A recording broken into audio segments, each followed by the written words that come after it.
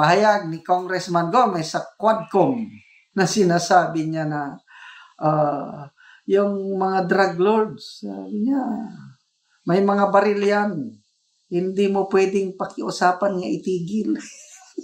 Kailangan ng police operation na kuminsan magresulta, may mamamatay. That's it. Nag-improve ang Ormoc City dahil sa war on drugs panahon ni PRRD. And that is a fact.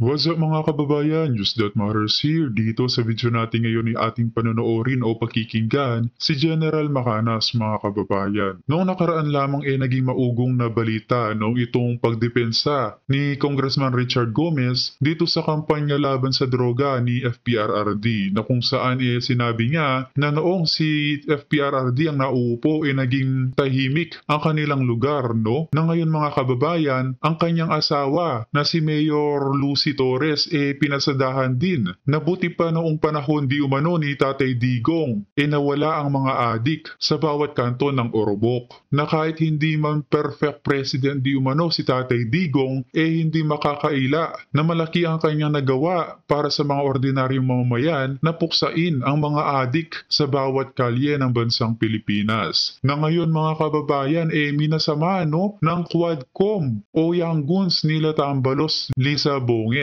na ngayon mga kababayan tinatakot ang kanilang lugar na Ormoc at tila'y may pagbabantang nangyari sa office mismo ng Ormoc City. Naku naman po, kailangan nyo mag-ingat Kong Goma at Mayor Alice mukhang mainit ngayon ang mata sa inyo nitong sinatamba Liza Bongit na ating pasadaan nitong video na kuha mismo sa kanilang lugar mga kababayan. Gawat.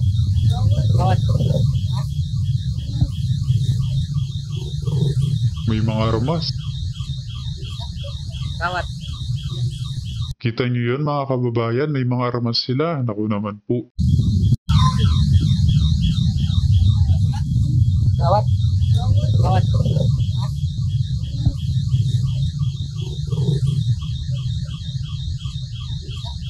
Gawat. At yun na nga mga kababayan, kitang-kita natin ang pagsalakay o pangloloob ng mga kriminal na may hawak pang armas sa office mismo ng gobyerno ng Ormoc City. Grabe naman talaga. Kung kaya naman hindi ko na patatagalin pa, heto na ang buong video. Pag-usapan natin ngayon ang mga pahayag ni dating Representative Lucy Torres Gomez na ngayon mayor na ng Ormoc City. Ito pahayag niya noong October 21 of 2021. So, bago aalis si PRRD sa kanyang pwesto as president, sabi ni then Representative Lucy Torres is, war on drugs, hindi mababayaran. Okay, basahin ko yung exact statement niya. The president is not perfect. He has never rin naman projected himself as the perfect president. But if there was a legacy, and I only speak from my corner of the world kasi first-hand experience, yung nagawa niya to clean up our city from the evil effects of drugs that have been in the city for the longest time, hindi yon mababayaran. Kahit anong linis ang gawin dito sa baba, kung merong protector sa taas, walang mangyayari. It really has to be a united effort. Ulitin ko, pahayag niya ito noong October of 2021.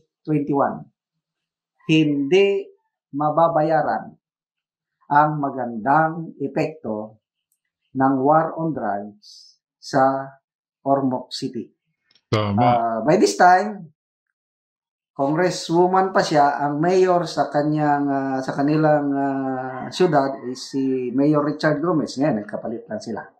Kaya, bago lang na narinig natin ang pahayag ni Congressman Gomez sa Quadcom na sinasabi niya na yung mga drug lords, sabi niya, may mga baril yan. Hindi mo pwedeng pakiusapan niya itigil. Kailangan ng police operation na kuminsan magresulta, may mamamatay. That's it. The policemen are just doing their job. But then, my experience, parehas lang sila na sinasabing mag-asawa. Experience. Nag-improve ang Ormoc City dahil sa war on drugs panahon ni PRRD. And that is a fact. Okay? So, sa Ormoc City ito, at marami na rin ang nagsasalita. Si Katunying, salamat kay Katunying na nag-react din tungkol sa issue na ito na napaka direct to the point. Sabi ni Katunying, wag na tayong magmaang-maangan, wag na tayong maging ipokrito. Ano ba ang nangyari sa inyong lugar? Nung panahon ng war on drugs ni PRRD? Sa aming barangay, sabi niya, tumino ang aming barangay sa San Quintin, San Antonio, Nueva Ecija. Ganon. Okay, so, ito, mga comments. Basahin ko itong mga comments sabi na, maraming salamat po Mr. Congressman and Mrs. Mayor Gomez. At sinasabi nyo katotohanan about drug war na ginawa ni PRRD. Mabuhay po kayo. Sabi ng isa, si Dodoy Domingo. At least, may mga politikong nagpapatunay na si PRRD lang talaga ang nagpatahimik sa bansa nung panahon niya na kailanman walang presidente na nakagawa kundi siya lang. Agree. Agree ba kayo? Sabi ni Mayor Torres ngayon, yung drug problem sa Ormoc, it has existed for a long, long time. Natigil. Tapos ngayon mga kababayan, dahil sa pagsalita ng mag-asawang ito, na si Congressman Richard Gomez at Mayor Lucy Torres, ayan, tinatakot, pinagbabantaan ang lugar ng Ormoc. Nako naman po, talagang iba talaga galawan ng administrasyon ngayon, na kapag alam nila na maka-Duterte ka, gagawa sila ng hakbang upang takutin na wag nang magsalita pa. Improve panahon ni PRRD. Bago ako mag-retire, noong 2014, na-assign ako sa Mindoro Island. Nakausap ko yung regional director ng PIDEA. Binigyan ako ng briefing. Nako, doon ko na-realize na napakagrabe na pala ang problema ng droga sa buong bansa. Akala ko noon ang number one threat, danger sa security ng Pilipinas, yung CPP, NP, NDF. After na na-brief ako ng PIDEA Regional Director, change my mind. Droga pala ang grabe na kalala ang problema. That was 2014.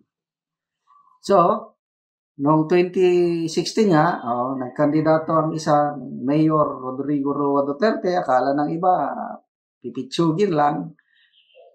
Ang kanyang plataforma is war on drugs. Wala siyang makinarya. Bakit siya biglang nanalo? Wala siyang pera. Last minute yung pagtakbo niya. Bakit binotohan ng maraming Pilipino? Dahil by that time, 2016, bogbog sarado ng mga Pilipino sa kaguluhan, lalo na yung peace and order, kriminalidad na dulot ng droga. Kaya nanalo ang isang Mayor Digong. Throughout his term, siya lang ang presidente na nakakuha ng pinakamataas na trust and approval rating throughout his term. 80% ata. Nung umalis siya, excellent yung kanyang trust and satisfaction rating. Siya lang ang presidente nakagawa nun. Tapos, yung survey bago siya umalis is 88% sa mga respondents approve sila sa war on drugs panahon ni PRRD. O ngayon, wala na. Sinisira na nila yung war on drugs. By the way, nung Marawi Seeds, ano? That was 2017, May hanggang October. Alam nyo, nung patapos na yung Marawi Seeds, mga bandang September na, nakausap ko yung mga residente ng Marawi na nasunugan, maraming nawala sa kanila. Alam nyo, nagpapasalamat sila eh. Sir, pasalamat kami sa Allah na nangyari ito sa Marawi. Bakit? Di ba nawalan kayo ng bahay, hanap buhay? Di bali na yun, sir. Maligaya pa rin kami. Bakit? Dahil itong nangyaring ito, dahil umupo ang isang Tatay Digong na presidente, ngayon, malinis na ang Marawi. Wala na yung mga drug lord. Bago nagkagera, sir, sabi ng mga taga Marawi, nako, ang naghahari na sa Marawi, mga drug lord. Wala nang magawa ang mga traditional leaders namin, mga sultan, kaming mga negosyante, pati ang mga local government officials namin. Wala na, mas makapangyarihan ang mga drug lords. Ngayon, dahil dito sa Marawi Seeds, all-out war, kontra doon ako, tumakas na ang mga drug lord. Kaya, di baling nasunugan kami, di baling nawalan kami ng mga ari-arian. Ngayon, salamat kami kay malinis ng Marawi kasi mahal na mahal nila ang Marawi.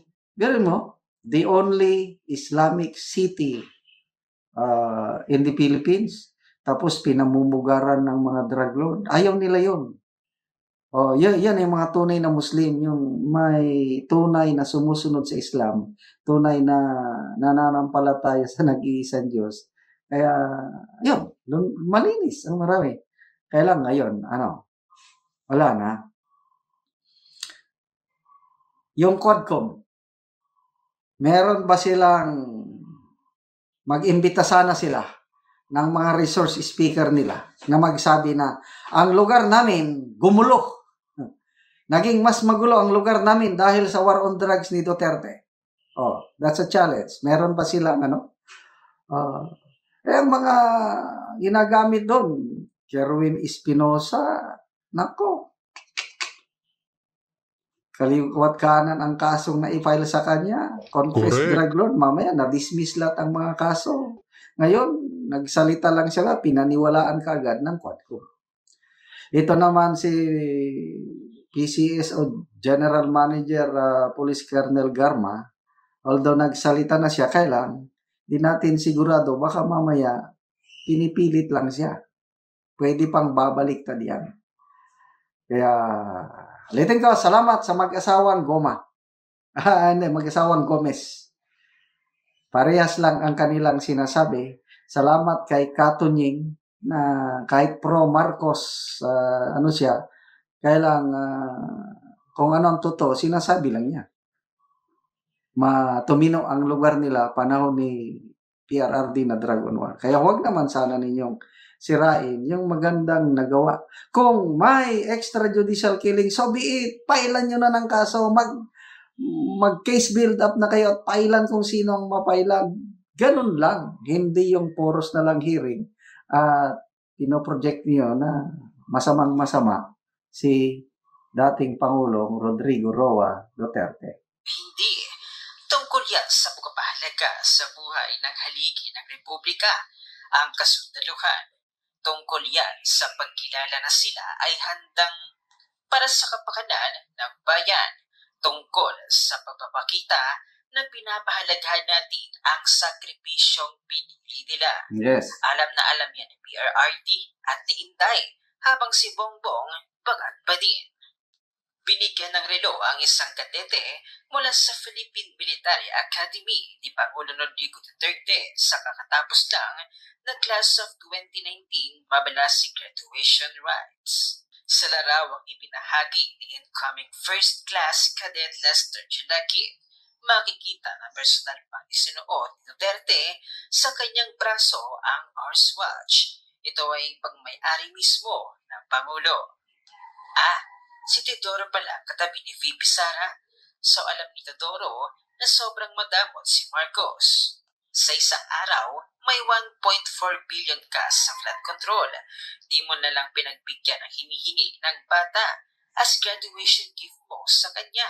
At least, may maaalala siya tuwing titingin siya ng oras na regaluhan siya ng isang.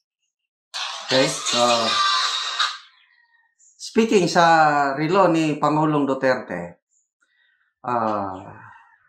I don't know kung magkano yung halaga ng relo ni PRD, but basing from his character, palagay ko, hindi nagsusuot ng mamahaling relo si Pangulong Duterte. Kasi, makita nyo, magsuot siya, nakamaong lang, naka-polo. Kung kumain siya,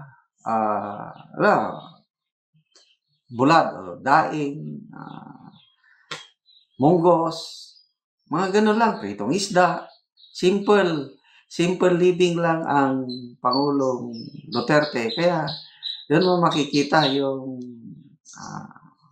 lifestyle ng dalawang presidente. Kaya, it really speaks about leadership. So, sayang, ulitin ko, it's a missed opportunity para sa Pangulong Marcos na sana